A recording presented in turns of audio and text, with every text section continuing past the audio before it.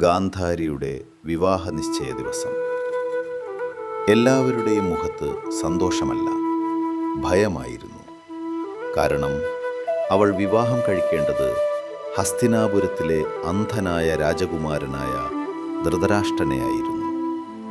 അന്ന് തന്നെ ഗാന്ധാരിയുടെ മമതാപിതാക്കൾ ഈ വിവാഹത്തെക്കുറിച്ച് രണ്ടാമത് ചിന്തിക്കാൻ തുടങ്ങി. പക്ഷേ ഭീഷ്മന്റെ മുന്നിൽ അവരുടെ എതിർപ്പൊന്നുമല്ലായിരുന്നു. വിവാഹത്തിന് സമ്മതിക്കാത്തതിനുള്ള ശിക്ഷയായി ഗാന്ധാരിയുടെ കുടുംബത്തെ മുഴുവൻ തടവറയിലാക്കി. ഒരു ദിവസം ഒരു പിടി അവൽ മാത്രം. അതായിരുന്നു എല്ലാവർക്കും ചേർന്നുള്ള ഭക്ഷണം. വിശപ്പും വേദനയും സഹിക്കാനാകാതെ ഗാന്ധാരിയുടെ മാതാപിതാക്കൾ മരണമടഞ്ഞു. ശേഷിച്ചത് ഗാന്ധാരിയുടെ സഹോദരന്മാർ മാത്രം. ഒരു രാത്രി മൂത്ത സഹോദരൻ എല്ലാവരെയും വിളിച്ചു പറഞ്ഞു, നമ്മുടെ കുടുംബം തകർത്തവരുടെ വംശം നശിക്കണം, അവർ തമ്മിൽ തന്നെ തല്ലിച്ചാവണം.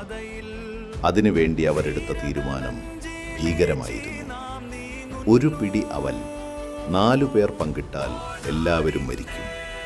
പക്ഷേ ഒരാൾ മാത്രം കഴിച്ചാൽ അവൻ ജീവനോടെ രക്ഷപ്പെടും. അങ്ങനെ ഏറ്റവും കൂർമ്മബുദ്ധിയുള്ള ശകുനിയെ അവർ തിരഞ്ഞെടുത്തു. ശേഷം മറ്റു സഹോദരന്മാർ വിശന്നു മരിക്കുമ്പോൾ ഹൃദയം പൊട്ടുന്ന വേദനയോടെ ശകുനി മാത്രം ആ അവൽ കഴിച്ചു.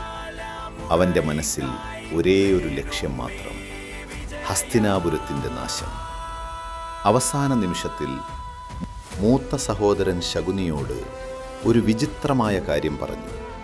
എൻ്റെ നട്ടെല്ലിൻ്റെ അസ്ഥികളിൽ നിന്ന് ഒരു ആയുധം നിർമ്മിക്കൂ. അതുപയോഗിച്ചാൽ നിന്നെ ആരും തോൽപ്പിക്കില്ല. അങ്ങനെ എല്ലാവരും മരിച്ച ശേഷം ശകുനി മോചിതനായി.